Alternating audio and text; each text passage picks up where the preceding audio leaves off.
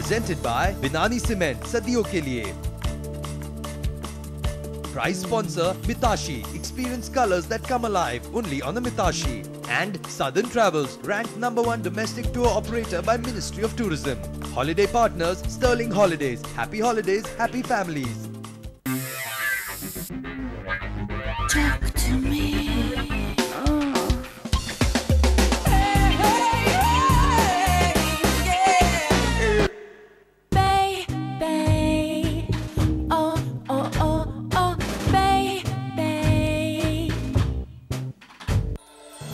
Presented by Binani Cement, सदियों के लिए.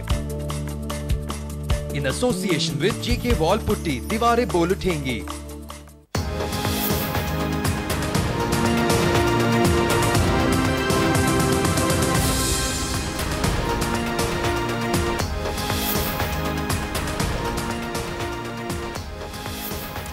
बाजार यहाँ पर पॉजिटिव ट्रेड करते हुए दिख रहे हैं। बजट में जाने से पहले आपसे बस कुछ ही सेकंड्स में आपके सामने इंटरिम बजट पेश किया जाएगा। वित्त मंत्री पी चिदम्बरम के द्वारा यूपीए 2 का आखिरी बजट और उनका ये इस पार्लियामेंट सेशन का पहला इंटरिम बजट होगा। 65 अंक ऊपर है सेंसेक्स इस वक्त और निफ्टी 15 अंकों की मजबूती के साथ 1/4% की मजबूती यहाँ पर सेंसेक्स और निफ्टी में। मिड कैप शेयर मुश्किल से हरे निशान में बने रहने में इस वक्त कामयाब होते हुए दिख रहे हैं। बढ़ने वाले शेयरों की तादाद अब कम है कमज़ोर शेयरों के मुकाबले में। 565 शेयर मजबूती के साथ ट्रेड कर रहे हैं। वहीं कमजोरी दिखे तो 615 शेयरों के आसपास की कुछ एक बदलाव जो हो सकते हैं जिसकी बाजार को उम्मीद है वो ये कि गोल्ड पर शायद इंपोर्ट ड्यूटी थोड़ी कम होती हुई दिखे, 2% कम की जा सकती है। नज़र डाल लेते हैं Muthoot, Manappuram, TBZ, PC jewellers जैसे शेयरों पर जहां पर थोड़ी बहुत पॉजिटिव रुझान आज के सेशन में देखने को मिल रही है। ये सारे के सारे स्टॉक्स इसी उम्मीद में हरे निशान पर ट्रेड करते हुए दिख रहे हैं। ऑटो स्टॉक्स पर नजर डालिए, समझा ये भी जा रहा है कि जिस तरह से रफ्तार धीमी पड़ती हुई दिख रही है बिक्री की, उसे देखते हुए खासतौर से कमर्शियल व्हीकल्स में हो सकता है कुछ ड्यूटी में रियायत दी जाए। महिंद्रा एंड महिंद्रा और साथ ही यहाँ पर अशोक लेलैंड जैसे स्टॉक उसके चलते हुए थोड़ा कुछ यहाँ पर एक्शन में दिख सकते हैं। तमन्ना बिल्कुल, यहाँ पर एक रिपोर्ट में देख रही हूँ जोशी साहब कि 1300 करोड़ रुपए की जो सब्सिडी लगेगी LPG सिलेंडर्स की, वो भी इस बजट में कहीं ना कहीं फिगर करेगी। ओवरऑल क्वेश्चन मेरा, चलिए आइए देखते हैं सीधा प्रसारण Shri Ghulam Nabi Azad. Madam, I beg to lay on the table of the House papers mentioned against me and serial number 2 of the today's revised list of business.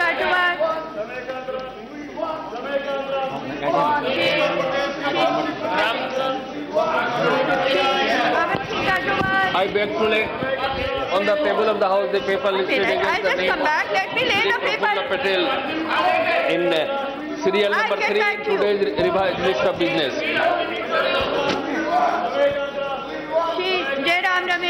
Madam Speaker, with your permission, I beg to lay on the table of the House papers listed against my name in today's revised list of business. All right. Shri Jyotiraditya M. India. Respected Madam, I beg to lay on the table of the House papers listed against my name at serial number 5 in the revised list of business for today. I'll get back to you.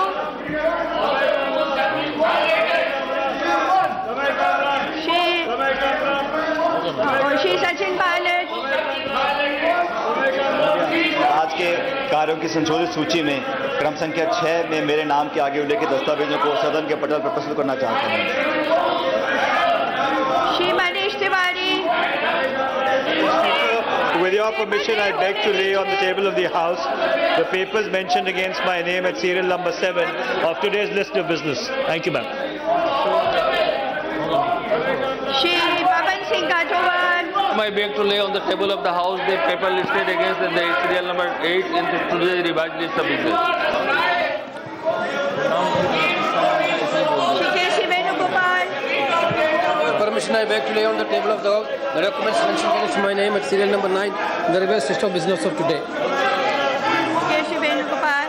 Shri Kodi Kunal Suresh.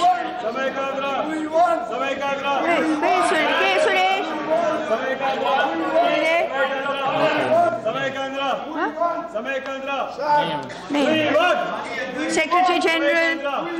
Madam, I beg to lay on the table a copy each of the amendments and modifications to directions, Hindi and English versions issued by the Speaker under the Rules of Procedure on Conduct of Business in Lok Sabha. Shri Kamalnath. Madam, I beg to present the 55th report of the Business Advisory Committee. ये हो जाने दीजिए। Shrimati Maneka Gandhi. Ma'am, I beg to present the 39th and 40th reports of the Committee on Government Assurances as listed against my name at number 13. Rajkumari Ratna Singh. Madam, I beg to present the 22nd action taken report on the Committee on Empowerment of Women as listed against my name in serial number 14 in today's order papers. Shri Ashwant Sinha. Shri Rajkumari Ratna Singh. Madam, I beg to present the 15th final action taken statement pertaining to the 11th, 15th and 18 reports, 15 Lok Sabha on the Committee on Empowerment of Women as listed against my name at serial number 15 in today's order papers. Shri Bhartahari Mahatap. महोदया, मैं आज की कार्यसूची के क्रम संख्या 16 पर मेरे नाम के समक्ष यथा सूचीबद्ध विधि संबंधी स्थायी समिति के 83वां और 84वां प्रतिवेदन प्रस्तुत करता हूँ। Madam, I beg to present the 22nd and 23rd reports of the Standing Committee on Petroleum and Natural Gas as listed against my name at serial number 17 in today's order paper. Thank you. Dr. Mehboob Beg. Madam, I beg to lay 3 statements, Hindi and English versions of the Standing Committee on Petroleum and Natural Gas as listed against my name at serial number 18 in today's order paper. Thank you, Madam. Shri Sharad Yadav. अध्यक्ष जी, मैं आज 17 फरवरी 2014 की कार्यसूची में क्रमांक संख्या 19 पर मेरे नाम के आगे यथा सूचीबद्ध समिति का 27वां, 28वां, 29वां और 30वां प्रतिवेदन प्रस्तुत करता हूं और सभा पटल पर रखता हूं। श्री शैलेंद्र कुमार।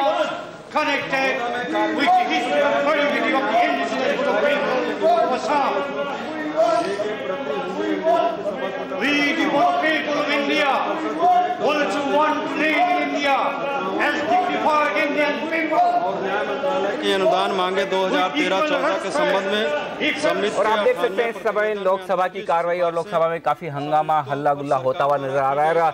इस वक्त जो हमारी सोर्स बेस्ड खबरें आती हुई दिख रही है वो साफ तौर पर ये कह रहे हैं कि हो सकता है लोकसभा में जिस तरह का हंगामा और जिस तरह का शोर शराबा हो रहा है उसे देखते हुए वित्त मंत्री बजाय लोकसभा में अंतरिम बजट पेश करने के लोकसभा में ही जो एक संसद भवन में ही जो स्टूडियो बना हुआ है उस स्टूडियो से अपना बजट पेश करे तो हमारी नजरें उस पर रहेगी। हमारे सहयोगी चैनल CNN IBN के हवाले से ये खबरें आती हुई दिख रही कि शायद वित्त मंत्री, और ऐसा होगा तो ये पहली बार होगा कि वित्त मंत्री बजाय लोकसभा के स्टूडियो से अपना जो भाषण है अंतरिम बजट का वो पेश करें। तो इस वक्त जो खबर आ रही है CNN IBN के हवाले से हम ये खबर आपको बता रहे हैं कि वित्त मंत्री ने लोकसभा में बजट पेश तो कर लिया है, टेबल तो कर लिया है, लेकिन उसके बाद स्पीच के लिए वो शायद रिस्क ही नहीं ले रहे हैं कि यहाँ पर कुछ हंगामा हो या इस तरह का शोर शराबा हो, और इसलिए वो जो स्पीच है वो लोकसभा टीवी के स्टूडियो से पेश कर सकते हैं। उस पर हमारी नजर है, जैसे ही होगा उसका सीधा प्रसारण भी करेंगे। लेकिन एक तरह से ओसवाल साहब, आपको क्या लगता है कि ये एक डिपार्चर फ्रॉम ट्रेडिशन है, बट जो वित्त मंत्री वो श्योर है कि वो अपनी बात सुनवाना चाहते हैं, इसलिए वो सारा प्रिकॉशन ले रहे हैं। बाहर जाके उसमें निकलकर जो भी आए, लेकिन वो एक मैसेज देना चाहते हैं। अब बाहर जाके कुछ भी बोलिए, अपोजिशन भी बोल सकती है।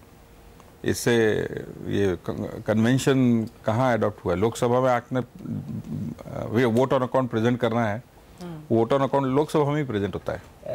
लेकिन भरत साहब ये बताइए कि ये मैसेज क्या देता है? वित्त मंत्री अपनी कॉपी रख देंगे वोट ऑन अकाउंट की और उसे पढ़ लिया माना जाएगा, बोलने के लिए, राष्ट्र को बताने के लिए वो स्टूडियो का इस्तेमाल कर रहे हैं। मैसेज क्या मिलेगा लोगों को कि क्या हमारी संसद उतनी भी नहीं चल पाती कि वोट ऑन अकाउंट या फिर बजट जैसा एक इम्पोर्टेंट इवेंट है जिसे हमारे सांसद शांति से सुन सकें और देश को सुनने दें? देखिए, मेरी राय में ये होना नहीं चाहिए, लोकसभा में ही होना चाहिए। और आपके सवाल का जवाब ये है कि अगर ऐसा होता है कि ये कहीं और जाके भाषण दें तो मैसेज ठीक नहीं। मैसेज ये है कि हम कंट्रोल में नहीं हैं, और ये अगर ये समझा जा सकता था अगर ऑपोजिशन वाले कुछ शोर शराबा करके उनके स्पीच को रोकते, लेकिन अगर उन्हीं के पार्टी के लोग तेलंगाना के लिए अगर उनको वोट ऑन अकाउंट का भाषण अगर देने नहीं देते हैं और ये बजाय लोकसभा में स्पीच देने के कहीं और जाके स्पीच देते हैं, तो साफ जो मैसेज जाता है पूरे देश को, खासकर इलेक्शन टाइम में, वो ये है कि भाई हम कंट्रोल में नहीं है। तो मुझे नहीं लगता वो ये ऐसा मैसेज देना चाहेंगे, लेकिन हैविंग सेड दैट उन्हें ये वोट ऑन अकाउंट पास कराना ही पड़ेगा, क्योंकि सरकार को तो 2 महीने चलना है, क्योंकि नई सरकार जो है वो मई अंत तक या जून के पहले हफ्ते में ही वो चार्ज लेगी। लेकिन जैसे मल्लिकार्जुन खड़गे ने किया, उन्होंने पेश तो किया नीलेश, लेकिन उन्हें स्पीच नहीं दिया, मौका नहीं मिला, और उसको देखने के बाद यहाँ पर डिटेल्स आने लगे। लेकिन पी चिदम्बरम को अपनी स्पीच देनी है, ये एक बात क्लियर हो गई है, और हमारे सांसदों के लिए एक खराब संदेश कि इतनी शिष्टाचार नहीं है। ये जरूरी है कि फाइनेंस मिनिस्टर्स की स्पीच लोगों तक पहुंचे। ऑब्वियसली संसद है, उसकी गरिमा जरूरी है, बट ये भी ज़रूरी है कि फाइनेंस मिनिस्टर को जो कहना है वो इन्वेस्टर्स तक, वो बाहर के लोगों तक पहुँचे। और अगर संसद में वो नहीं हो रहा है तो उसकी प्रोसेस आप अलग तरीके से करिए और अपना मैसेज निवेशकों तक पहुंचाने के लिए जो अवेलेबल प्लेटफॉर्म है उसको यूज़ करिए। तो मेरे हिसाब से ये एक रीजनेबल कॉम्प्रोमाइज़ है। संसद की प्रोसेस को उन्होंने भंग नहीं किया है और एट द सेम टाइम अपना मैसेज लोगों तक पहुंचाने के लिए उन्होंने जो एक अवेलेबल प्लेटफॉर्म है उसका यूज़ किया है। बिल्कुल, ये इंटरेस्टिंग बात लखोटिया जी, नीलेश भाई ने कही, क्योंकि आप देखिए जब रेल मंत्री ने अपना रेल बजट पेश किया था, वो पूरा रेल बजट पढ़ नहीं पाए। हमें लगा रेल बजट में कुछ हुआ ही नहीं, कुछ ऐलान नहीं हुए, लेकिन उसके बाद हुआ है कि काफ़ी सारे अनाउंसमेंट बाद में आते हैं। इस सवाल पर मैं आपके पास आऊँगा, लेकिन उससे पहले सीधे चलते हैं हमारे दिल्ली ब्यूरो चीफ लक्ष्मण रॉय के पास। लक्ष्मण, बताइए क्या ताज़ा खबर है आपके पास इस वक्त? जी बिल्कुल, हमें जो खबर मिली है उसके मुताबिक वित्त मंत्रालय ने ये तय किया है कि अगर लोकसभा में बजट भाषण पढ़ते वक्त अगर उन्हें बाधित किया जाएगा तो फिर वो अपना पूरा बजट भाषण जो है लोकसभा टीवी पढ़ेंगे, क्योंकि पिछला अनुभव काफी कड़वा रहा है। रेल बजट पढ़ते वक्त रेल मंत्री को वहाँ पे whether it is a regular budget for the full year or an interim budget, some things remain the same. For example, our goals are the same and the global context is the same. As I said last year, we are not unaffected by what happens in the rest of the world. Since September 2008, the state of the world economy has been the most decisive factor impacting the fortunes of every developing country. Hence, it is pertinent to say a few words on the global economy as well as on the global risks. World economic growth was 3.9% in 2011, 3.1% in 2012, and 3% in 2013. Those numbers tell the story. Among India's major trading partners, who are also the major sources of our foreign capital inflows, the United States has just recovered from a long recession. Japan's economy is responding to the stimulus.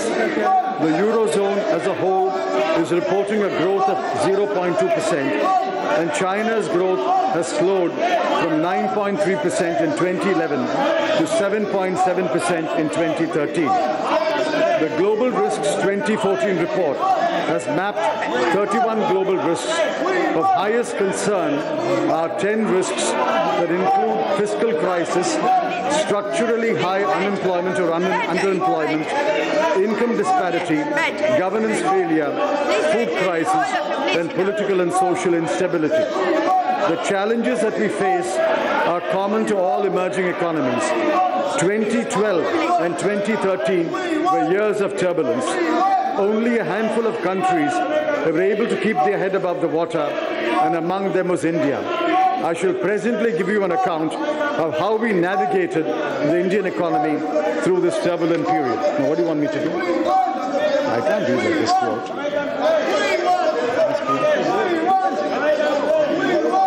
I don't need to. No, you can't do the whole thing like this. It's coming very clearly. No, maybe, but this is not the way our budget should be read. This is it. It's coming very clearly. I may be so, but I don't intend to read this. Nothing will go on record other than the budget. Nothing else will go on record. Nothing else will go on record. Nothing else will go on record. Please, please.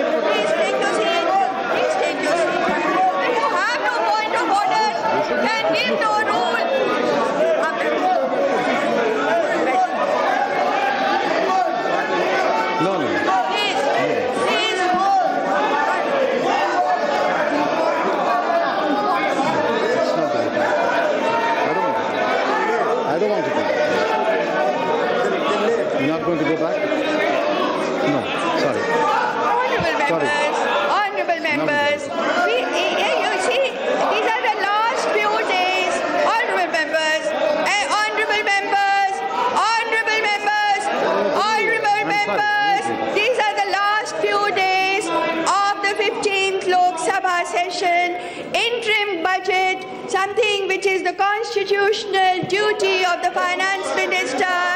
He is performing. Please don't obstruct. Please don't obstruct. And if you have any problem, you come to my chamber later. You come to my chamber later.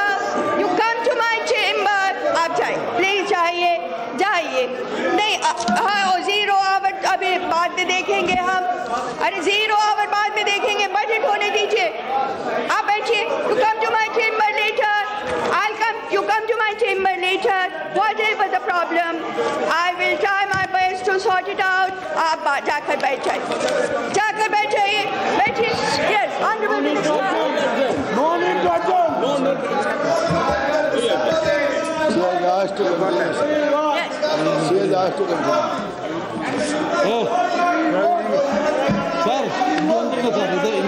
करना करेंगे. जाकर बैठिए. What is all this? Come this side. Within days of my return to the Ministry of Finance, I had declared that our objectives were fiscal consolidation, price stability, self-sufficiency in food, reviving the growth cycle, enhancing investments, promoting manufacturing, encouraging exports, quickening the pace of implementation of projects, and finding practical solutions to certain stressed sectors such as petroleum, power, coal, highways, and textiles. Let me begin with the good news. The fiscal deficit for 2013-14 will be contained at 4.6% of GDP, well below the red line that I had drawn last year.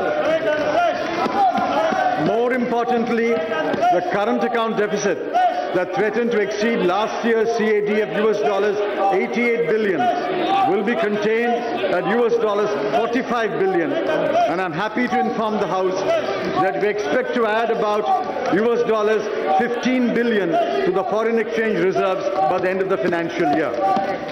Analysts that acknowledged our efforts some months ago and no longer speak about a downgrade. I hope that domestic experts will now agree that the UPA government meant what it said when it put fiscal stability at the top of the agenda. Going forward, I appeal to all political parties to join me in the pledge that we shall never do anything that will affect the stability of the foundations of India's economy. Last year, when I read the budget speech, WPI headline inflation stood at 7.3% and core inflation at 4.2%. Through the year, inflation saw its ups and downs. At the end of January 2014, WPI inflation was 5.05% and core inflation 3%. Both the government and the RBI have acted in tandem. While our efforts have not been in vain, there is still some distance to go. Food inflation is still the main worry, although it has declined sharply from a high of 13.6% to 6.2%. Ask this guy to go back there. Come on, one guy will stop the parliament.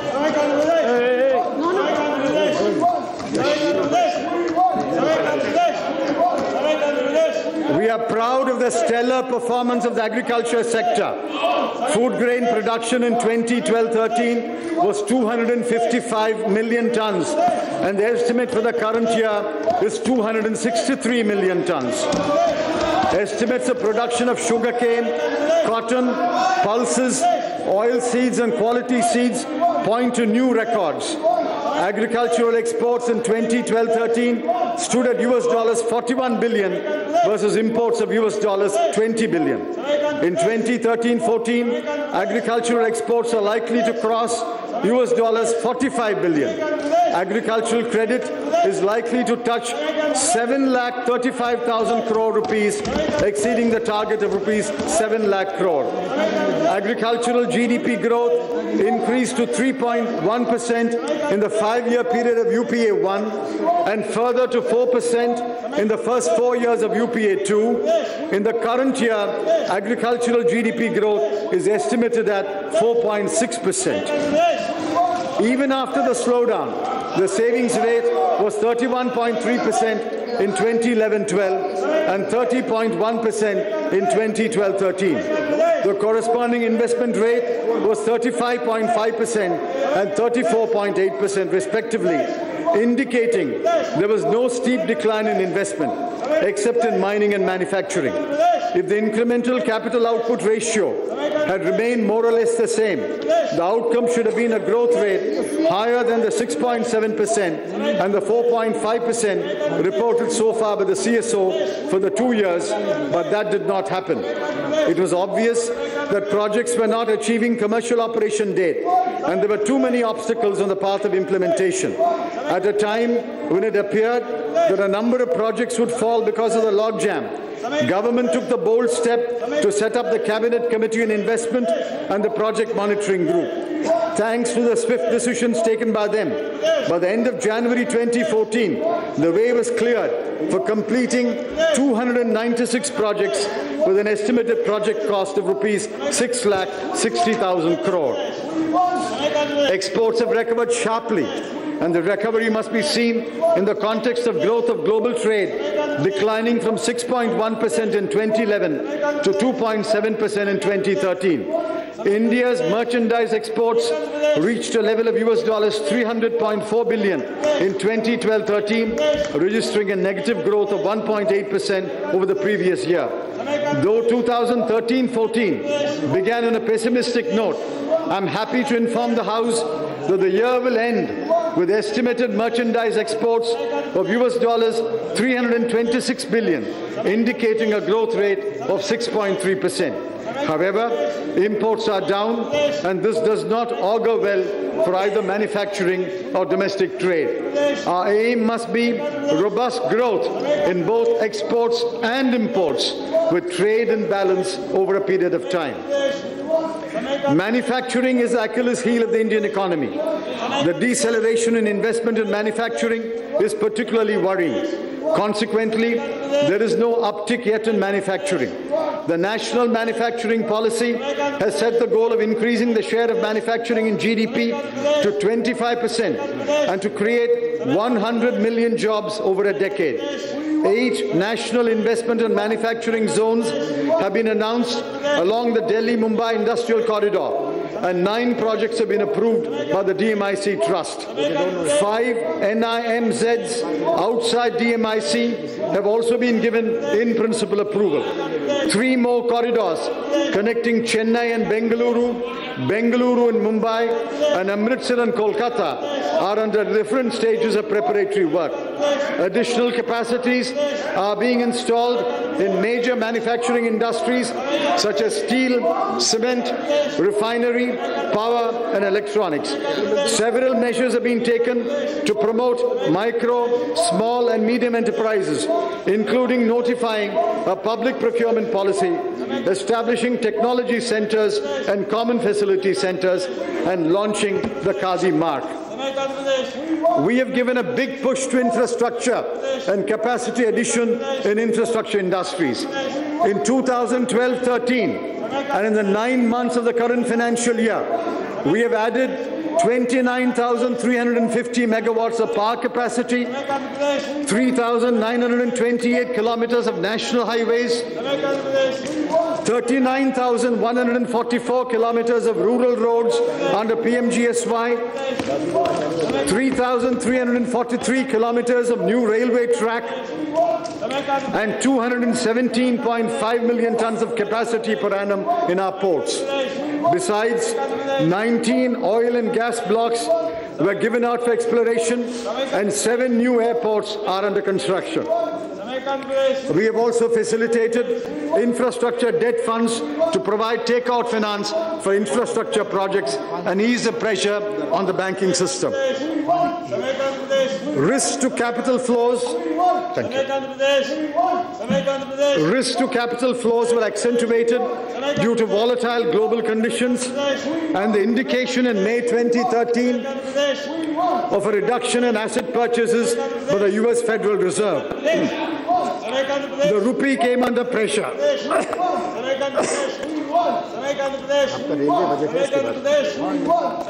Government, RBI and SEBI undertook a number of measures to facilitate capital inflows and stabilize the foreign exchange market. Among emerging economy currencies, the rupee was affected least when the actual reduction took place in December 2013 and January 2014.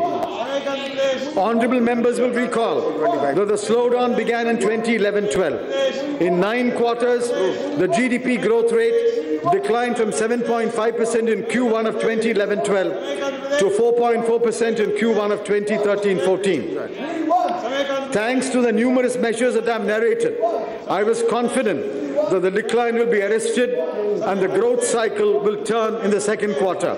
Madam, I believe I have been vindicated. Growth in Q2 of 2013-14 has been placed at 4.8%, and growth for the whole year has been estimated at 4.9%. This means that growth in Q3 and Q4 of 2013-14 will be at least 5.2%. I can confidently assert that the economy is more stable today than what it was 2 years ago. The fiscal deficit is declining, the current account deficit has been constrained, inflation is moderated, the quarterly growth rate is on the rise, the exchange rate is stable, exports have increased, and hundreds of projects have been unblocked. Madam Speaker, all this is a result of hard work. I may add, among other mentors, my mother and Harvard taught me the value of hard work. Over the last 10 years, the UPA governments have gently nudged India and Indians into accepting that growth is an imperative, that it must be made more inclusive and converted into development, and that the growth model, in order to be sustainable, must address other concerns such as environment, intergenerational equity, indebtedness, ownership and control of resources, financing, etc. The UPA government's record on growth is unparalleled. Madam, 10 years ago, we produced 213 million tons of food grains. Today, we produce 263 million tons of food grains. 10 years ago, the installed power capacity was 1,12,700 megawatts. Today, it is 2,34,600 megawatts. 10 years ago, coal production was 361 million tons per year. Today, we produce 554 million tons per year. 10 years ago, there were 51,511 kilometers of rural roads under PMGSY. Today we have 3,89,578 kilometers. 10 years ago, the central government's expenditure on education was rupees 10,145 crore. This year, we allocated rupees 79,451 crore. 10 years ago, the central government spent rupees 7,248 crore on health. This year, it will spend rupees 36,322 crore. I could multiply the examples, but what I have given will suffice. Madam Speaker, I reject the argument of policy paralysis. Just as there are business cycles, there is a cycle around the trend growth rate of an economy. Over a period of 33 years, the trend growth rate in India has been 6.2%. Average annual GDP growth during the period 1999, 2004 was 5.9%, that is below the trend rate. In the next 5-year period, 2004-2009, it was 8.4%. And in the period 2009-2014, going by the CSO's estimate, it will be 6.6%. UPA 1 and UPA 2 have delivered above the trend growth rate. Madam, let history be the judge of the last 10 years. I owe duty to my colleagues to report on some of the major achievements in the current financial year that concerns the economy of the country and the welfare of the people. We are not simply looking back, we are actually looking forward, and therefore I shall also report on the initiatives that are being taken by my colleagues. Government took several notable decisions, including some that were described as courageous and long overdue. Sugar was fully decontrolled, a gradual correction of diesel prices was started, railway fares were rationalized for the first time in a decade, applications were invited for issue of new bank licenses, DISCOMs, mostly sick, are being restructured with generous central assistance. 12.8 lakh land titles covering 18.8 lakh hectares were distributed under the Scheduled Tribes and other traditional forest dwellers act.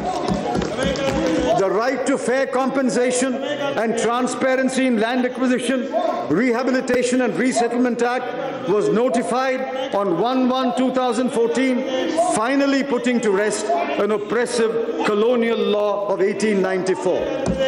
The National Food Security Act was passed, assuring food grain to 67% of the population. The new Companies Act replaced a law of 1956 vintage. The PFRDA Act was passed, placing the new pension system on a statutory basis and establishing a statutory regulator. Centrally sponsored schemes were restructured into 66 programs for greater synergy. Funds under these programs will be released as central assistance to state plans, thus giving states greater authority and responsibility. As a result, central assistance to plans of states and union territories will rise substantially from rupees 1,36,254 crore in BE 2013-14 to rupees 3,38,562 crore in 2014-15. Public sector enterprises will achieve a new record in capital expenditure of rupees 2,57,641 crore in 2013-14. About 50,000 megawatts of thermal and hydel power capacity is under construction after receiving all clearances and approvals. 78,000 megawatts of power capacity has been assured coal supply. The FDI policy was liberalized to attract larger investments in telecommunication, pharmaceuticals, civil aviation, power trading, exchanges, and multi-brand retail. Approval was granted to establish 2 semiconductor wafer fab units that will be the bedrock of the electronics hardware industry. The IT modernization project of the Department of Posts, with an outlay of rupees 4,909 crore, will be operational by 2015 in all 1,55,000 locations. The Kudangulam Nuclear Power Plant Unit 1 achieved criticality and is generating 180 million units of power. The 500 megawatt prototype fast breeder reactor at Kalpakkam is nearing completion. 7 nuclear power reactors are also under construction with the aim of achieving an installed capacity of 10,080 megawatts by the end of the 12th plan. After exceeding the target and achieving 1,684 megawatt of grid-connected solar power, the National Solar Mission entered the second phase on 1/4/2013. It is proposed to take up 4 ultra-mega solar power projects, each with a capacity of over 500 megawatts in 2014-15. Ministry of MSME will create the India Inclusion Innovation Fund to promote grassroots innovations with social returns to support enterprises in the MSME sector. I propose to make an initial contribution of rupees 100 crore to the corpus of the fund. In order to promote entrepreneurship among the scheduled castes and to provide concessional finance to them, IFCI will set up a venture capital fund for scheduled castes. I propose to provide an initial capital of rupees 200 crore, which can be supplemented every year. The restructured ICDS has been implemented in 400 districts and will be rolled out in the remaining districts from 1/4/2014. Government has approved the National Agroforestry Policy 2014, which has multiple objectives, including employment, productivity, conservation, and adaptation.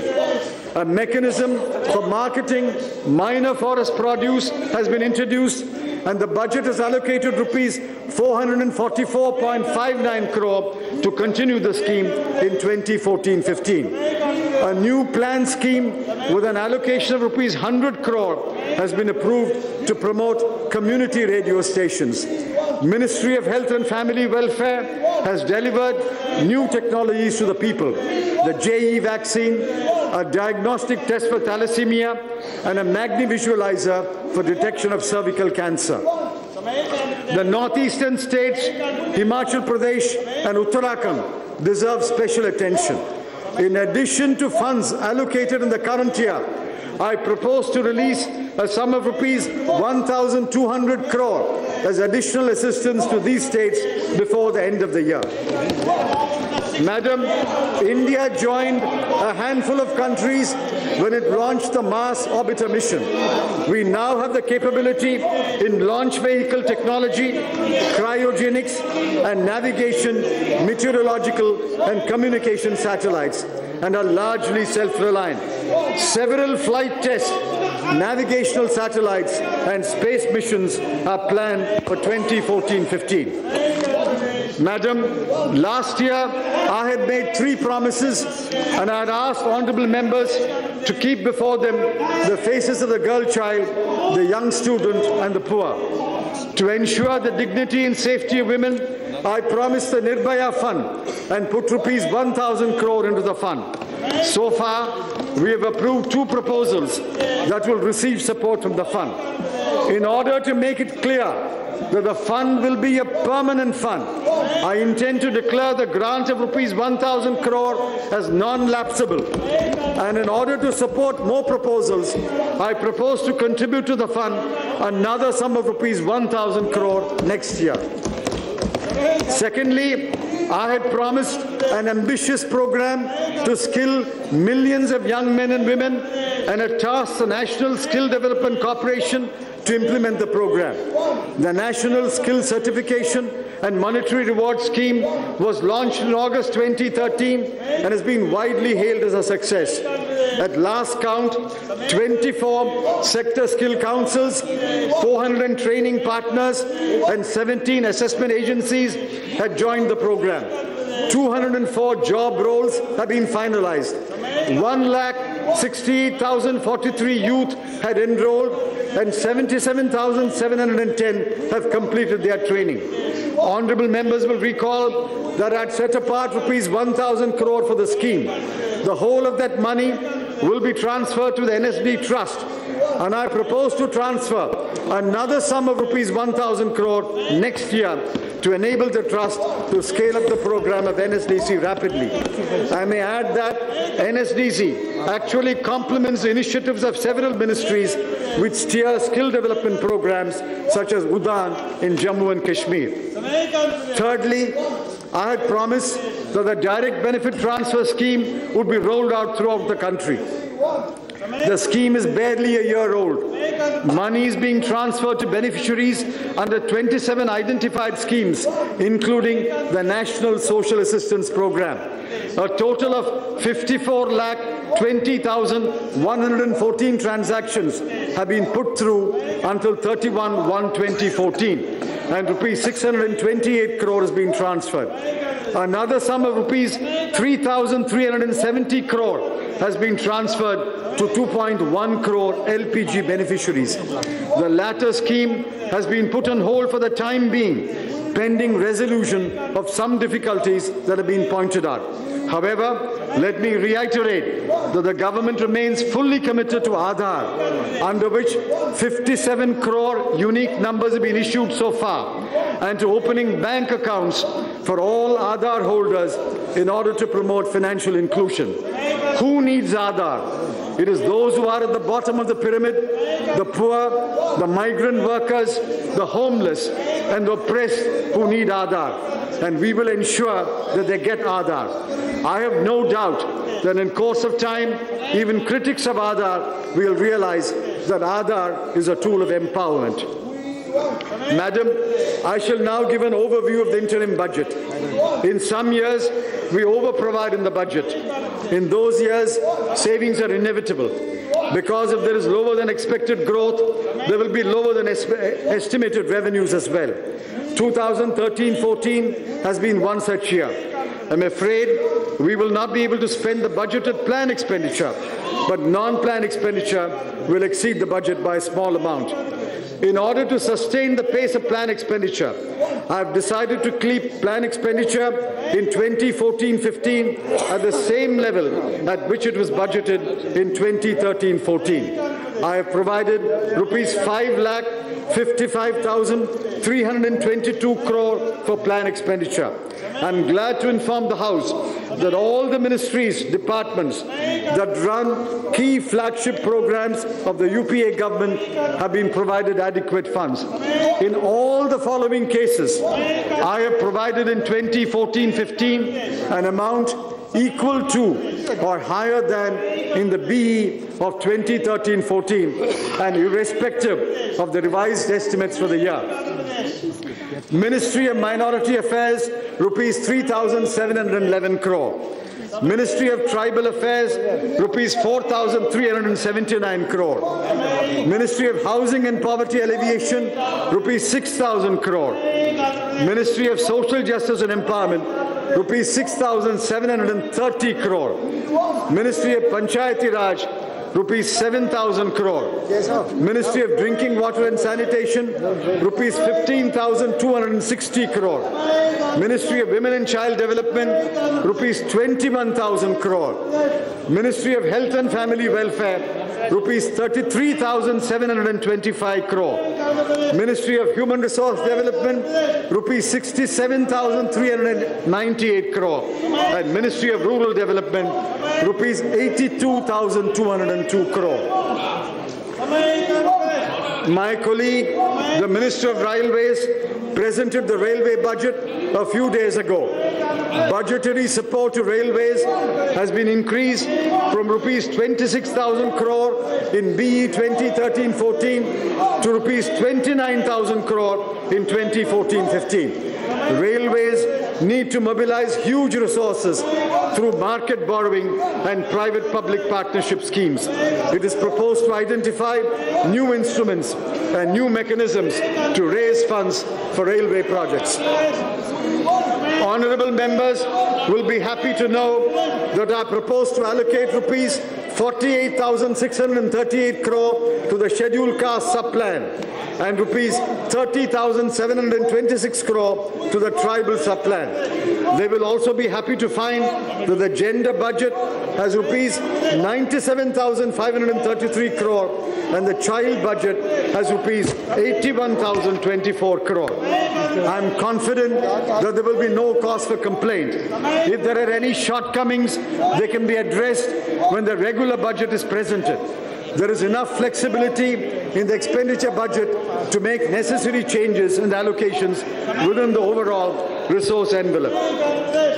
Non-plan expenditure in 2014-15 is estimated at rupees 12,07,892 crore. Of this, the expenditure on subsidies for food, fertilizer and fuel will be rupees 2,46,397 crore. This is slightly more than the revised estimate of rupees 2,45,452 crore in 2013-14. For fuel subsidy, I have provided rupees 65,000 crore. We have this year absorbed the rollover of rupees 45,000 crore from the fourth quarter of 2012-13 and will roll over only rupees 35,000 crore from the fourth quarter of this year into the next year. Rupees 1,15,000 crore has been allocated for food subsidy, keeping in mind our government's firm and irrevocable commitment to implement the National Food Security Act throughout the country.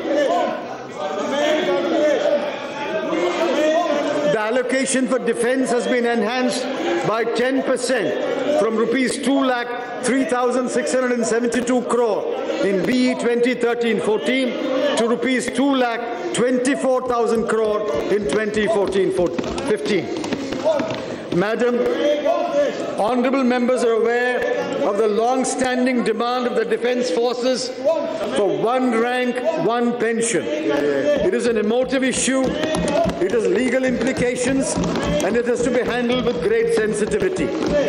During the tenure of the UPA governments, changes in the pension rules applicable to the defence services were notified on 3 occasions in 2006, 2010 and 2013. As a result, the gap between pre-2006 retirees and post-2006 retirees has been closed in 4 ranks, subject to some anomalies that are being addressed.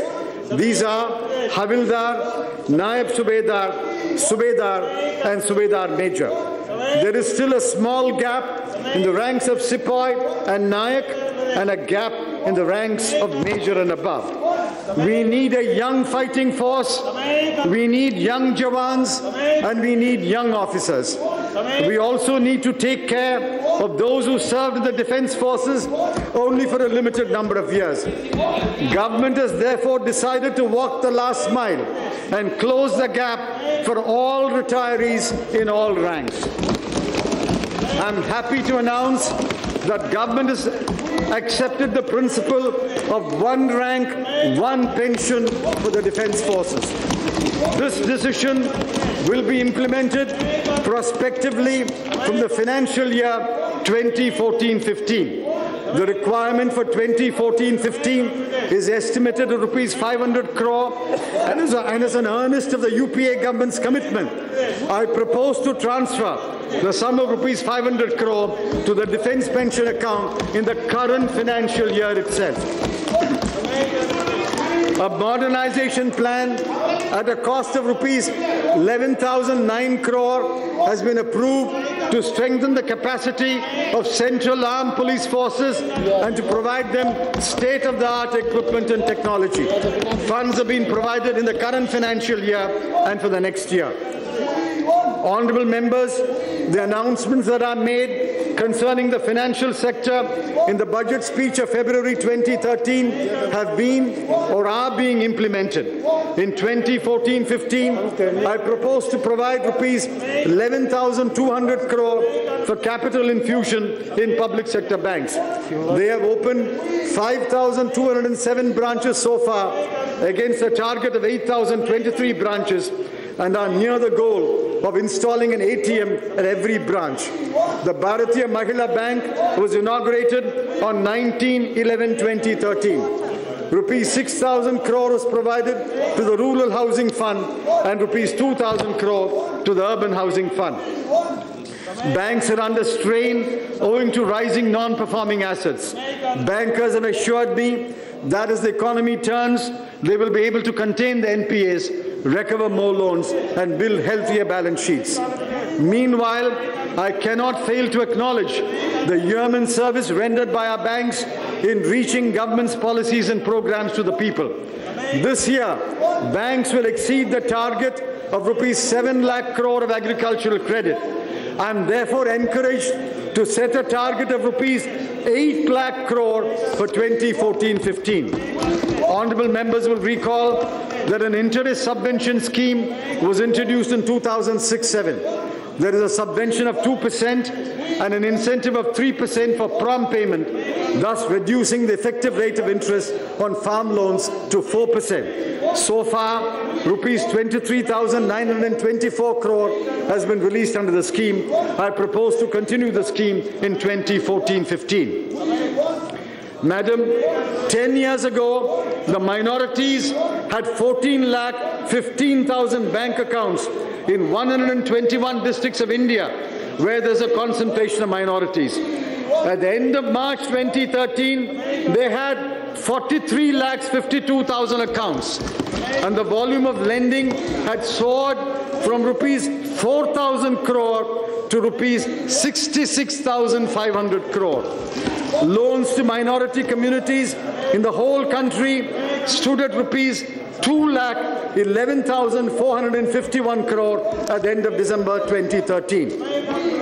10 years ago, only 9,71,182 women self-help groups had been credit linked to banks. At the end of December 2013, 41,16,000 women SHGs had been provided credit, and the amount of credit outstanding was rupees 36,893 crore. 10 years ago, only a few thousand students, mostly the well-connected, got education loans. At the end of December 2013, public sector banks had 25,70,254 student loan accounts, and the amount outstanding was rupees 57,700 crore. Honorable members will recall that my predecessor, Shri Pranab Mukherjee, had in the budget of 2009-10 introduced a central scheme for interest subsidy in respect of education loans disbursed after 1/4/2009, under which government took over the burden of interest for the duration of the period of study and a little beyond. The scheme brought great cheer to student borrowers and their families.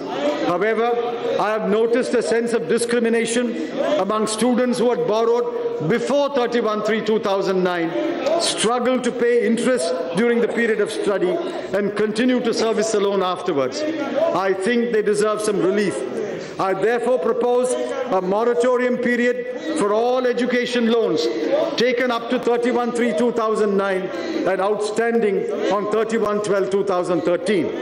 Government will take over the liability for outstanding interest as on 31/12/2013, but the borrower would have to pay interest for the period after 1/1/2014. It is estimated that nearly 9 lakh student borrowers will benefit to the tune of approximately rupees 2,600 crore. I intend to provide the funds in the current financial year itself. Accordingly, a sum of rupees 2,600 crore will be transferred to the Canara Bank, the designated CSI banker. Details of the scheme will be announced shortly. This year, Life Insurance Corporation has opened 1,252 offices, and the 4 public sector general insurance companies have opened 1,849 offices in towns with a population of 10,000 or more to serve peri-urban and rural areas. They are moving steadily to achieve the goals set for them. A number of steps have been envisaged to deepen the Indian financial markets. Among them are to comprehensively revamp the ADR-GDR scheme and enlarge the scope of depository receipts, to liberalize the rupee-denominated corporation bond market, to deepen and strengthen the currency derivatives market to enable Indian companies to fully hedge against foreign currency risks, to create one record for all financial assets of every individual, to enable smoother clearing and settlement for international investors looking to invest in Indian bonds. What about moratorium? Honorable members will recall the payment crisis in the National Spot Exchange Limited. Following the transfer of the subject to the Ministry of Finance, swift action was taken to sequester NSEL and to ensure there was no spillover of the crisis to the other regulated segments of the financial market. I propose to amend the Forward Contracts Regulation Act to strengthen the regulatory framework of the commodity derivatives market. Madam, I regret to record my disappointment that the Insurance Laws Amendment Bill and the Security Laws Amendment Bill have not been passed by Parliament for reasons that have nothing to do with the merits of the bills. Pursuant to the announcement in the budget speech of 2011-12, government is ready with a public debt management agency bill. Following precedent, it is proposed to establish a non-statutory PDMA that can begin work in 2014-15. Madam Speaker, I now wish to look forward and outline a vision for the future. I wonder how many have noted the fact that India's economy, in terms of the size of its GDP, is the 11th largest in the world. There are great things in store. There is a well-argued view that in the next 3 decades, India's nominal GDP will take the country to the 3rd rank after the US and China. Just as the fortunes of the developed countries affect the emerging economies today, the fortunes of China and India will in the future have a significant impact on the rest of the world. We therefore owe a responsibility not only to ourselves but to the whole world to keep our economy in robust health. The UPA government has a clear line of sight to the goals that we have set for ourselves. I have broken down the steps towards those goals into tasks that must be undertaken by the government of the day. I crave your leave to identify 10 such tasks. 1. Fiscal consolidation. We must achieve the target of fiscal deficit of 3% of GDP by 2016-17 and remain below that level always. Current account deficit. Since we will run a current account deficit every year for some more years, it can be financed only by foreign investment, whether it is FDI or FII or ECB or any other kind of foreign inflow. Hence, there is no room for any aversion to foreign investment. 3. In a developing economy, we must accept that when our aim is high growth, there will be a moderate level of inflation. RBI must strike a balance between price stability and growth while formulating monetary policy. 4. The recommendations of the Financial Sector Legislative Reforms Commission that require no change in legislation must be implemented immediately. And for the other recommendations, we must draw a timetable for passing legislation. 5. We must rebuild our infrastructure and add a huge quantity of new infrastructure. Every proven model must be adopted, and the PPP model must be more widely used. New financing structures must be created for long-term funds and pooling of investments. 6. We must focus on manufacturing, and especially on manufacturing for export. I propose that all taxes, central and state, that go into an exported product should be waived or rebated. I also propose that there should be a minimum tariff protection so that there is an incentive to manufacture goods in India rather than import them into India. 7. Given the limited resources and the many claims on the resources, we must choose the subsidies that are absolutely necessary and give them only to the absolutely deserving. 8.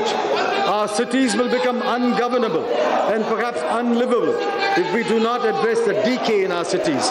Cities have wealth, cities also create wealth. That wealth should be tapped for resources to rebuild the cities with a new model of governance. 9. Skill development must rank alongside secondary education, university education, total sanitation, and universal health care in the priorities of the government. 10.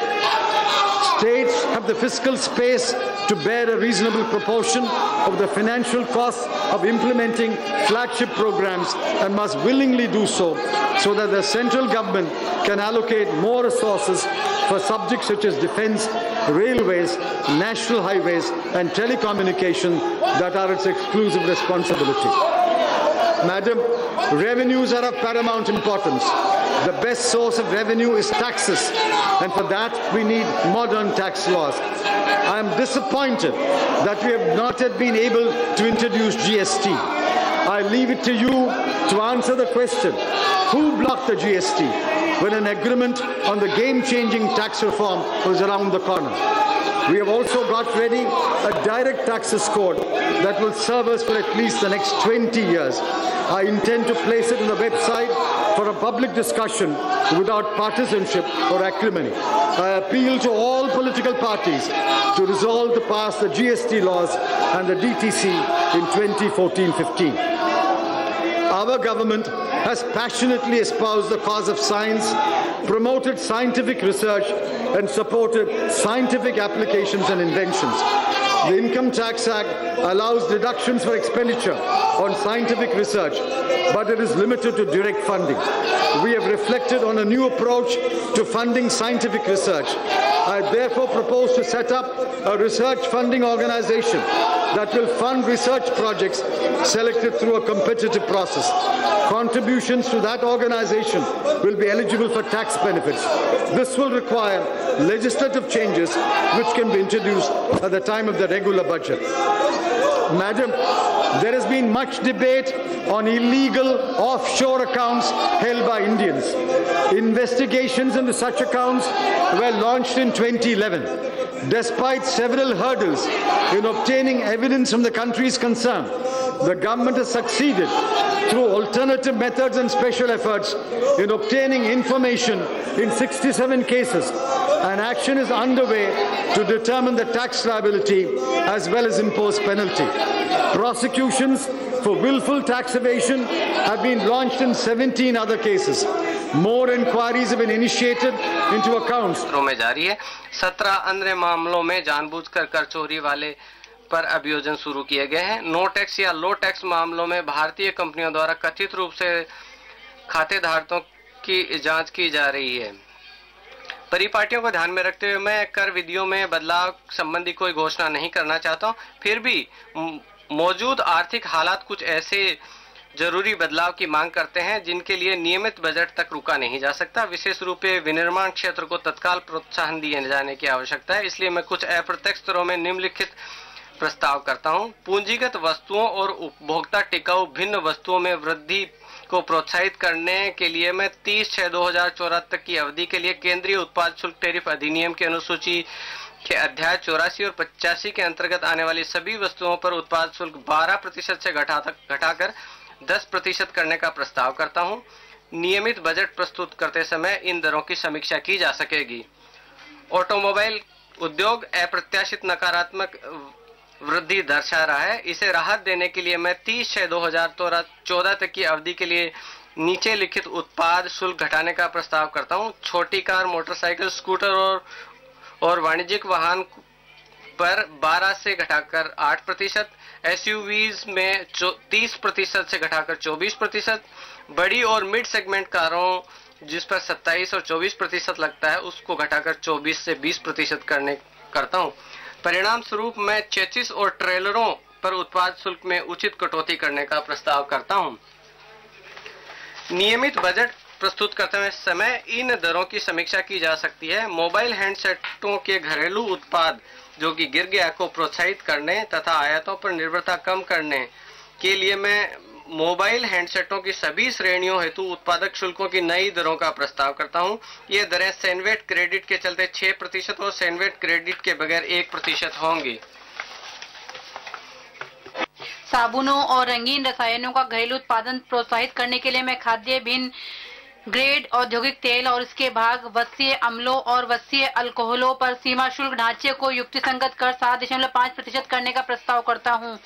विनिर्दिष्ट सड़क निर्माण machinery का घरेलू उत्पादन प्रोत्साहित करने के लिए मैं ऐसी आयातित मशीनरी पर लगने वाली CVD से छूट समाप्त करने का प्रस्ताव करता हूं। करेंसी नोटों के मुद्रण के लिए प्रतिभूति कागज के प्रयोग किए जाने वाले स्वदेशी उत्पादन को प्रोत्साहित करने हेतु मैं बैंक नोट पेपर मिल इंडिया प्राइवेट लिमिटेड द्वारा आयातित पूंजी माल पर 5% रियायती सीमा शुल्क प्रदान करने का प्रस्ताव रखता हूं। मैं निम्नलिखित मामलों में सेवा कर से राहत देने का प्रस्ताव करता हूं। नकारात्मक सूची के साथ पठित वित्तीय अधिनियम 2012 में कृषि उपज की परिभाषा के कारण धान का भंडारण और भंडारण को सेवा कर से छूट प्राप्त थी, परंतु चावल को यह छूट प्राप्त नहीं थी। यह भिन्नता कुछ हद तक कृत्रिम है, अतः मैं चावल की लदाई, उतराई, पैकिंग, भंडारण और भंडारण को सेवा कर से छूट देने का प्रस्ताव करता हूँ। स्वास्थ्य एवं परिवार कल्याण मंत्रालय ने अनुरोध किया है कि कोल्ड ब्लड बैंक द्वारा दी जा रही सेवाएं भी स्वास्थ्य देखभाल सेवाएं हैं, इसलिए यह सेवा कर मुक्त होनी चाहिए। मैं ये अनुरोध स्वीकार करने का प्रस्ताव करता हूं। उपयुक्त बदलाव के संबंध में अधिसूचनाएं आज जारी कर दी जाएंगी। बजट अनुमान में अब 2014-15 के लिए बजट अनुमान प्रस्तुत करता हूं। चालू वित्त वर्ष में 4.6% राजकोषीय घाटा और 4.8% की निर्णायक रेखा से नीचे और 3.3% राजस्व घाटे के संतोषजनक स्तर पर समाप्त होगा। मैंने की गई प्रगति से प्रोत्साहित होकर 2014-15 में प्राप्तियों और व्यय की बजटीय व्यवस्था की है। राजकोषीय घाटा 4.1% होगा, जो नए राजकोषीय समेकन द्वारा नियत लक्ष्य से कम रहेगा। राजस्व घाटा 3.03% होने का अनुमान है। आयोजना व्यय का अनुमान 5,55,322 करोड़ है 322 का है। आयोजना भिन्न व्यय 12,07,892 का होना अनुमानित है। अध्यक्ष शाहजी जीन ड्रेज और अमर्त्य सेन ने उल्लेख किया है कि भारत ही वह पहला गैर पश्चिमी और विश्व में प्रथम गरीब देश है जो शासन के लोकतांत्रिक उद्देश्यों के लिए प्रतिबद्ध है। लोकतंत्र विविधता को स्वीकारता है, विसम्मति को सम्मान करता है, बहस को प्रोत्साहित करता है, चुने हुए प्रतिनिधियों के मार्फत राजनीतिक फैसले करता है। शासन का विकल्प ना हो तो लोकप्रियतावाद है, ना बहुसंख्यावाद है, ना ही व्यक्तिवाद है।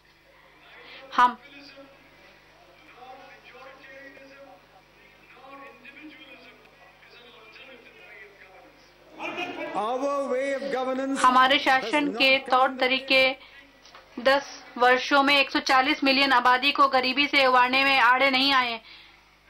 इसी को मैं यूपीए सरकार की महानतम उपलब्धि मानता हूं और हमें इस उपलब्धि पर गर्व है। इन 10 वर्षों में नॉर्थ ब्लॉक में रहते हुए मैंने अच्छा और बुरा दोनों ही समय देखे हैं, लेकिन मैंने कभी भी जवाहरलाल नेहरू के सपनों के भारत पर अपनी आस्था नहीं टिकने दी। सुनील खिलनानी के शब्दों में कहें तो लोकतंत्र, धार्मिक सहिष्णुता, आर्थिक विकास, सांस्कृतिक, मैंने अपनी आस्था को कभी नहीं टिकने दिया है और जवाहरलाल नेहरू जी के सपनों के भारत पर अपनी आस्था हमेशा मेरी मजबूत रही है। सुनील खिलनानी जी के शब्दों में कहें तो लोकतंत्र, धार्मिक सहिष्णुता, आर्थिक विकास और सांस्कृतिक बहुलवाद जैसे विविध मूल्यों को समर्पित एक आधुनिक राज्य बनाने के लिए हम हर संभव सहयोग देने उद्देश्य पर अपनी आस्था नहीं टिकने दी। यही वह विश्वास है जो मुझमें हमेशा बना रहेगा। मुझे यकीन है कि भारत के लोग यह जिम्मेदारी उन्हीं हाथों में सौंपेंगे जो समता के द्वारा नियंत्रित सत्ता को धारण करें। महान संत तिरुवल्लुवर के शब्दों में कहें तो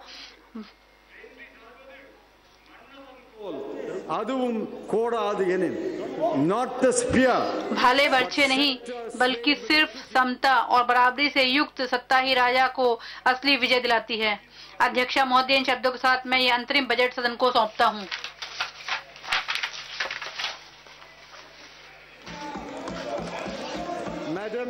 महोदय,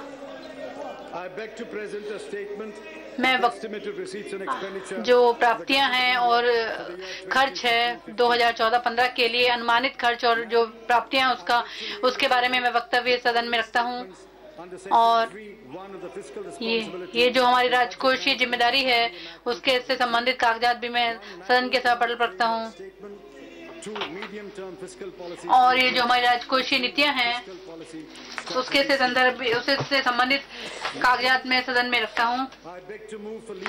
मैं अनुमति मांगता हूँ कि मैं वित्तीय विधेयक को प्रस्तुत करने की मुझे अनुमति दी जाए।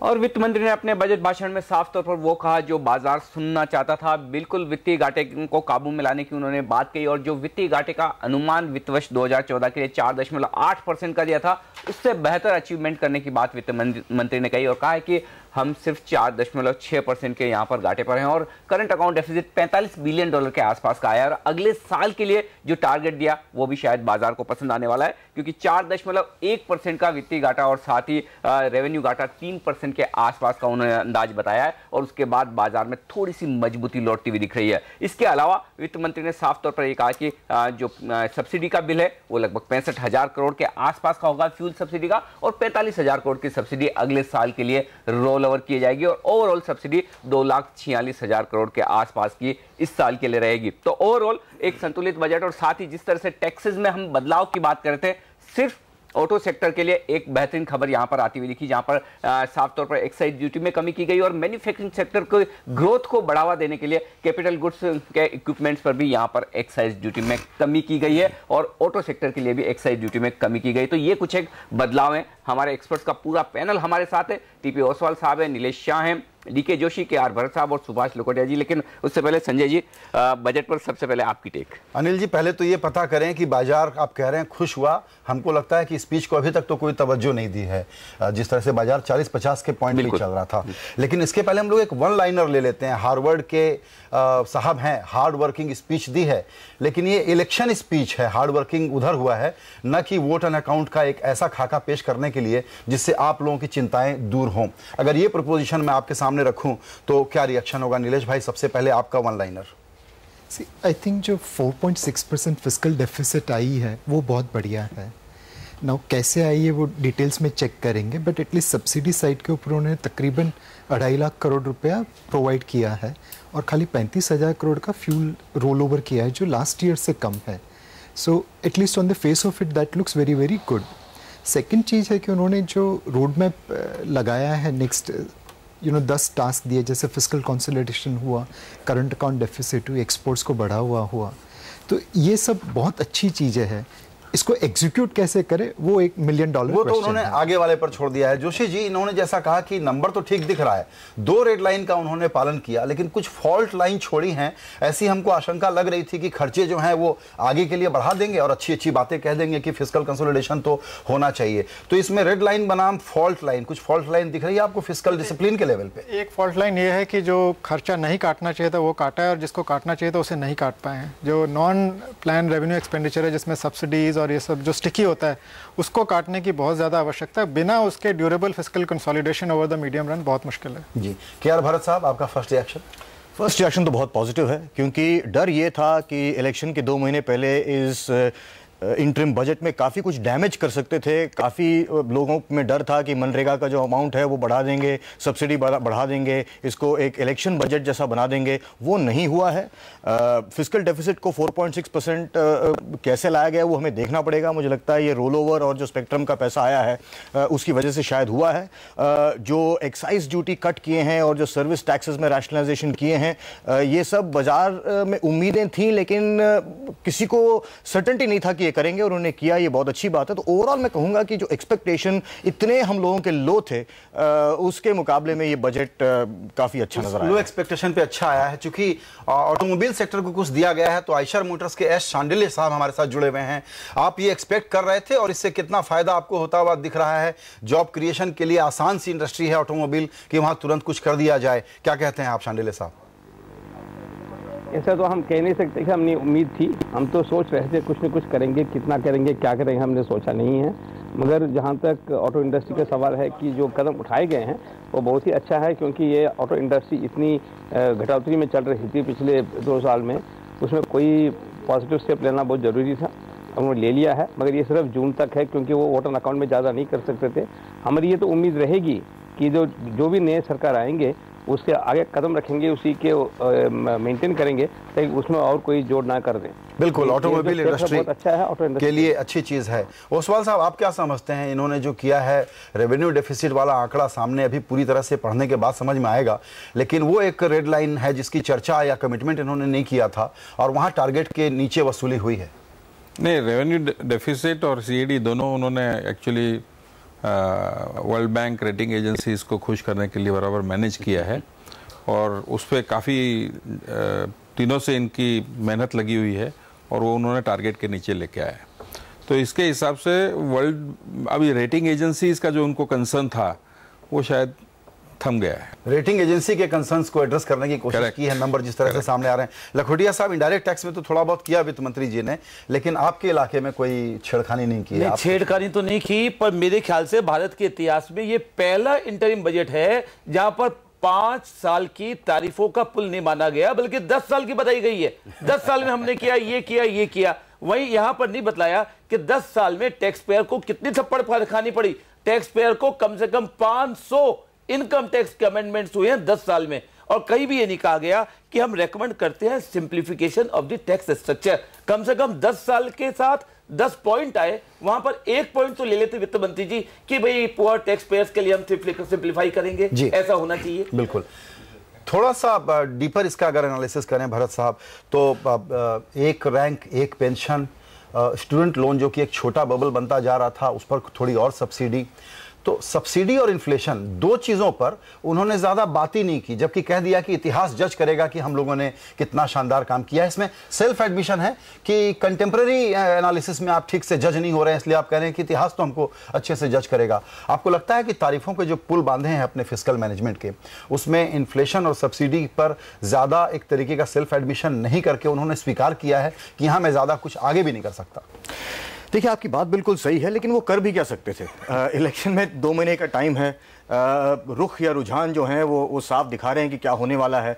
तो मैं ये मानता हूं कि ज़्यादा सब्सिडी ना बढ़ाते हुए, आपकी बात बिल्कुल सही है कि जो एजुकेशन लोन पे उन्होंने जो मॉरेटोरियम दिया है वो 2600 करोड़ से उन्होंने सब्सिडी बढ़ाई है, लेकिन ओवरऑल अगर आप देखें तो इतना उन्होंने जितना डैमेज हो सकता था इस इंटरिम बजट से उतना हुआ नहीं है, इसलिए मैं उनको बधाई दूंगा इस इंटरिम बजट में। और हाँ, एडमिशन तो उन्होंने किया है, लेकिन साथ में भी अगर आप नोटिस करें तो उन्होंने जो ब्लेम दिया है कि जीएसटी पास नहीं हुआ, इतनी सारी बिल्स जो हैं वो पास नहीं हुई, इंश्योरेंस रिफॉर्म में बिल्स जो पास नहीं हुए हैं, उन्होंने दूसरों को मतलब उसका जिम्मेदार ठहराया है। तो पूरी जिम्मेदारी उन्होंने अपने आप पे नहीं उठाया है जैसा हमें उम्मीद था। जो मतलब उनसे जो उम्मीदें थी इस बजट में, उससे वो उन्होंने कुछ ज्यादा ही किया मेरी राय में। लेकिन नीलेश भाई, इस आंकड़े को आप कैसे देखेंगे? क्योंकि फिस्कल डेफिसिट और रेवेन्यू डेफिसिट के आंकड़े में अगले साल के लिए कमी का अंदाजा उन्होंने दिया, लेकिन ग्रोथ के बारे में वो चुप रहे। इस बार की ग्रोथ 5% के नीचे 4.9% वो स्वीकार कर रहे हैं, और अगले साल के लिए कमिटमेंट नहीं। कुछ हद तक ये भी है कि साइकिल टर्न अराउंड हो रही है। सो करंट अकाउंट डेफिसिट बहुत ज़्यादा थी, अब जो $45 बिलियन के आसपास आ जाएगी। फिस्कल डेफिसिट ज़्यादा थे, एटलीस्ट 4.6% आ गई है। एक्सपोर्ट्स जो ग्रो नहीं हो रहे थे $326 बिलियन पहुंच रहे हैं। मोर इम्पॉर्टेंटली जो एक चीज़ मोटा मोटा समझ आता है कि नेक्स्ट ईयर के लिए जो नेट बोरिंग प्रोग्राम है वो तकरीबन 4,57,000 करोड़ के आसपास आ रहा है।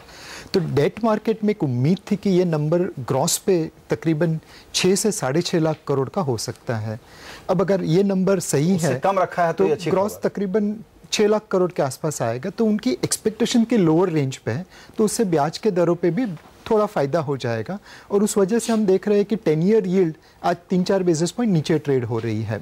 तो मेरे हिसाब से एक फाउंडेशन जो है वो ग्रोथ के लिए अच्छा है, but devil is in the details. हमें डिटेल्स देखनी पड़ेगी कि ये फिस्कल डेफिसिट किस तरह से अचीव आप ये समझते हैं कि मार्केट बोरोइंग का नंबर बाजार से एक्सपेक्टेशन से कम है जोशी जी, तो इससे अच्छी खबर आएगी और इंटरेस्ट रेट सॉफन होने की उम्मीद होगी अगर वो टारगेट अचीव कर पाते हैं? क्योंकि अगले साल जो है अगर ग्रोथ थोड़ा पिकअप ज़रूर करेगी, पर अगर आप देखें सब्सिडी और टैक्स का जो है, सब्सिडी को कंट्रोल ज़्यादा नहीं कर पाए, वो स्टिकी होती है, मुश्किल भी होता है कंट्रोल करना, और टैक्सेस में थोड़ा रिलीफ दिए, तो उस वजह से फिस्कल डेफिसिट टारगेट अचीव करना थोड़ा सा और मुश्किल हो जाएगा मुझे लगता है। तो इसलिए वो कहाँ से एडिशनल रेवेन्यू आएगा, नॉन टैक्स सोर्सेज पे ज़्यादा रिलाई करना पड़ेगा, वो सब डिटेल्स अभी हमारे सामने नहीं है, तो उनको देख के पता चलेगा। हाँ, पर अगर 4.1 का उन्होंने इंडिकेशन दिया है और अगर ये अचीव करते हैं तो 10 ईयर बॉन्ड तो बिल्कुल सॉफ्ट होंगे थोड़े से।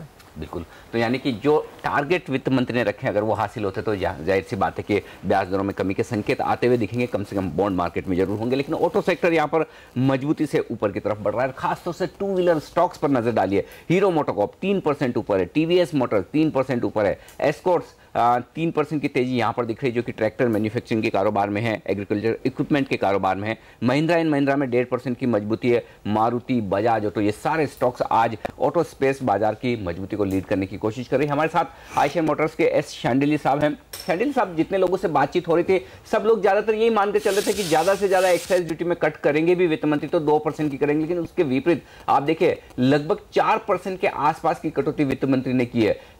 क्या आप ये मानते हैं कि भले ही इंटरिम बजट है और जो कुछ वित्त मंत्री कर सकते थे उसकी पूरी की पूरी कोशिश उन्होंने ऑटो सेक्टर को राहत देने के लिहाज से की है इस बार?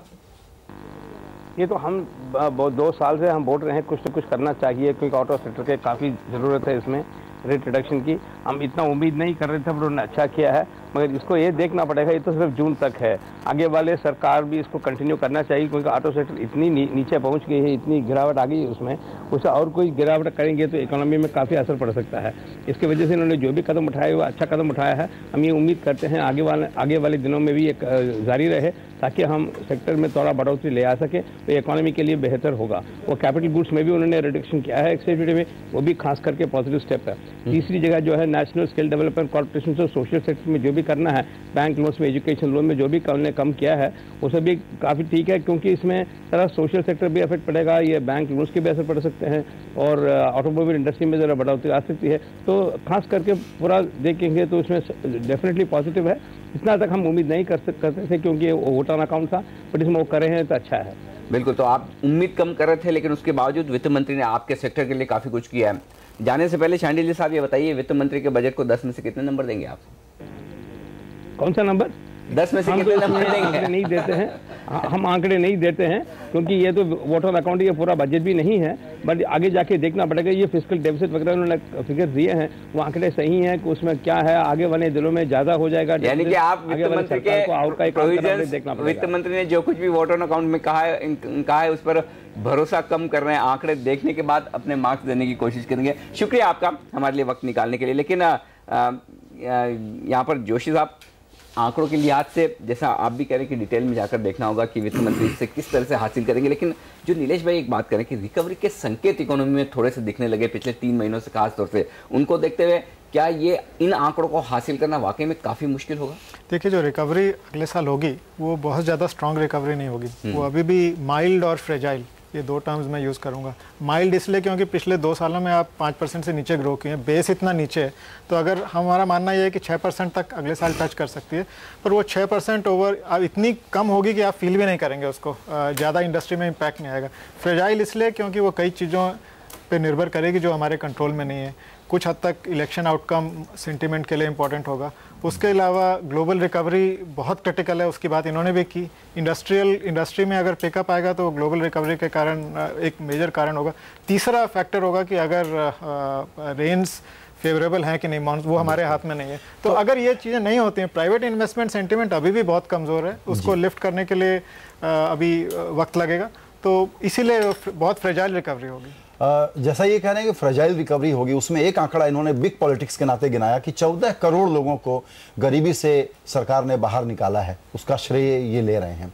तो जॉबलेसनेस और गरीबी के 2 फ्रंट की जो बड़ी बिग पिक्चर है, उसमें ये कितना बड़ा काम है?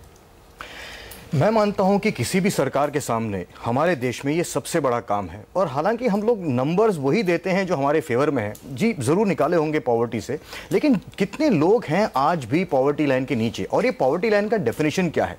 मैं मानता हूं कि किसी भी सरकार को अगर आप इवैल्यूएट करें तो आपको ये देखना चाहिए कि वो पर कैपिटा इनकम को कहां तक ले गए हैं, क्योंकि अल्टीमेटली देश गरीब है या अमीर है वो सिर्फ पर कैपिटा इनकम डिसाइड करता है। ये कहना कि हम दुनिया के नंबर 11 देश हैं जीडीपी में, वो तो आपके पॉपुलेशन के बेसिस पे है, वो तो चाइना भी नंबर 2 या नंबर 3 है, लेकिन पर कैपिटा इनकम के बेसिस पे, जैसा हम लोग पहले भी बात कर चुके हैं संजय, हमारा पर कैपिटा इनकम आज भी श्रीलंका से 40% कम है। तो हमें आंकड़े जो है हम कुछ भी दे सकते हैं, लेकिन अल्टीमेटली जो भी नई सरकार आएगी या आगे की जितनी भी सरकारें आएंगी, मुझे लगता है कि एक तो हमें गोल सेटिंग करना चाहिए, सरकार को अपने लिए गोल सेटिंग करना चाहिए कि अगले 5 साल में ये हम लोग अचीव करना चाहते हैं, और उस गोल सेटिंग में सबसे ऊंचा होना चाहिए पर कैपिटा इनकम, जिसमें आप बता रहे थे कि 131वें नंबर का देश है भारत। हाँ, कि 3 एजेंसीज हैं जो पर कैपिटा इनकम की वो निकालती हैं, तो हम लोग 120 और 131 के बीच में। जी जी जी जी। आइए चलते हैं दिल्ली फिक्की के स्टूडियो में प्रियंका संभव के पास, जिनके साथ हर्षपति सिंघानिया बातचीत के लिए मौजूद हैं। प्रियंका जी, तो इन नंबर्स को भारत में की इंडस्ट्री किस तरह से देख रही है, किस तरह से रीड कर रही है? चिदम्बरम जी ने एग्रेसिव भाषण देते हुए कहा कि वो विंडिकेटेड महसूस कर रहे हैं ग्रोथ के मामलों में। उन्होंने बहुत फ्लैशी नंबर्स और आंकड़े दिए हैं, इनको इंडस्ट्री कैसे रीड कर रही है समझते हैं हर्षपति सिंघानिया जी से, जो कि पूर्व अध्यक्ष रह चुके फिक्की के और मैनेजिंग डायरेक्टर जेके पेपर लिमिटेड। मिस्टर सिंघानिया, सबसे पहला रिएक्शन चिदम्बरम जी के वोट इन अकाउंट पर? देखिए, इस वोट ऑन अकाउंट से कोई बहुत लंबी चौड़ी चीज़ें उम्मीद नहीं रख रहे थे। तो जैसा कि है, एक फाइनेंस मिनिस्टर ने अपनी स्थिति बताई कि क्या सिचुएशन है फाइनेंशियल डेफिसिट की और क्या आंकड़े हैं। तो ऐसी कोई ख़ास बात नहीं है इसमें, लेकिन जो एक मैं दूसरी तरफ से कहूँगा, कुछ लोगों को उम्मीद ये थी कि एक ये चुनाव के पहले का बजट है, इसमें काफ़ी बहुत सारे गिव अवेज हो सकते हैं। वो उनकी स्पीच से तो ऐसा नहीं लगा, लेकिन जब बाकी डिटेल पढ़ेंगे तो मालूम पड़ेगा। तो ये एक रिलीफ का मामला है कि इसमें ऐसी कोई चीज़ नहीं, और बहुत रिस्पॉन्सिबली वित्त मंत्री ने इसको पेश किया। यानी चुनाव के माहौल में बहुत पॉपुलिस्ट बजट नहीं है, लेकिन फिस्कल डेफिसिट उन्होंने दावा किया, वो जो रेड लाइन फिगर था उससे नीचे है। 4.6% फिस्कल डेफिसिट का फिगर वो लेकर आए हैं। इसे आप कैसे देख रहे हैं?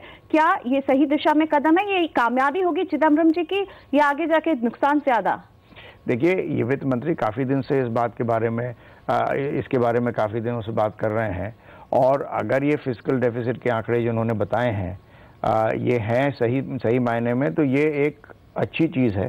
क्योंकि अगर फिस्कल डेफिसिट कंटेंड है, और उन्होंने आगे के सालों के लिए भी कहा है फिस्कल डेफिसिट और CAD दोनों और भी घटेंगे, तो इससे सरकार को एक मैनूवर करने का रूम मिलेगा। लेकिन इसको जिस तरह से घटाया गया, कैपिटल एक्सपेंडिचर कम करके, क्या ये सही दिशा में कदम होगा? आगे जाकर जब आम बजट पेश होगा आज से 4 महीने बाद, तो आपको नहीं लगता है उस सरकार के सामने दिक्कतें ज्यादा हो सकती हैं? देखिए, ये तो जब हम लोग डिटेल देखेंगे तो बात सामने आएगी कि किस हद तक इसमें कैपिटल एक्सपेंडिचर घटाया गया है। लेकिन नॉन प्लान एक्सपेंडिचर को घटाने की आवश्यकता थी, बट संग में ज़्यादा ज़रूरी है कि इन्वेस्टमेंट आए, और इसके लिए इन्होंने अपने बजट में, अपने जो स्पीच में 2-3 बातें कही हैं। इन्होंने डेफिनेटली कहा है कि आज करंट अकाउंट डेफिसिट को कंट्रोल करने के लिए हमें किसी तरीके से फॉरेन कैपिटल पे दबाव नहीं डालना है, बल्कि हमको एनकरेज करना है। तो ये एक पॉजिटिव साइन है ग्लोबल इन्वेस्टर कम्युनिटी के लिए।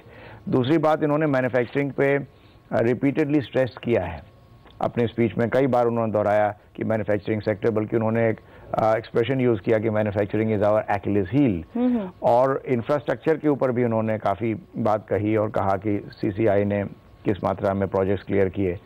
तो ये फोकस आना ज़रूरी है, इससे कोई जादू नहीं होगा कि कल एकदम से बढ़ जाएगा, लेकिन अगर इसका इम्प्लीमेंटेशन होगा तब ज़रूर इसका कुछ फ़ायदा आएगा। जाहिर तौर पर आपको लग रहा है कि फोकस दिख रहा है, दिशा दिख रही है आपको इसमें, तो ये इंडस्ट्री का कहना है। वापस चलते हैं मुंबई स्टूडियो। शुक्रिया प्रियंका। तो यहाँ पर इंडस्ट्री का रिएक्शन ये आता हुआ दिखा है, लेकिन हम आपको बता दें कि CNBC आवाज़ पर चल रहा है वोट ऑन अकाउंट चैलेंज, जिसमें आज दिन भर हर घंटे हम आपसे पूछ रहे हैं एक सवाल, जिसका सही जवाब देकर आप जीत सकते हैं एक शानदार 40 इंच का LED TV और ढेरों सारे दूसरे इनाम भी। तो नोट कीजिए आज का 5वां सवाल, और ये 5वां सवाल है, वोट ऑन अकाउंट में वित्त मंत्री ने वित्त वर्ष 2014 के लिए GDP का क्या अनुमान दिया है? आपके ऑप्शन है 4.9%, B 5.9% या फिर C 6.9%। अपना जवाब भेजने के लिए आप अपने फ़ोन के मैसेज बॉक्स में जाएं, टाइप करें BB स्पेस लेकर 5 लिखें, और फिर A, B या C में से जो भी ऑप्शन आपको सही लगे वो लिखकर आप हमें भेज दें इस SMS को 51818 पर। सही जवाब देकर आप जीत सकते हैं हर घंटे एक 40 इंच का LED TV और कई सारे दूसरे ढेर सारे इनाम भी। और बता दें हम आपको कि पिछले घंटे के विनर हैं दिल्ली के बसंत बलाड़, जिन्होंने जीता है 40 इंच का LED TV।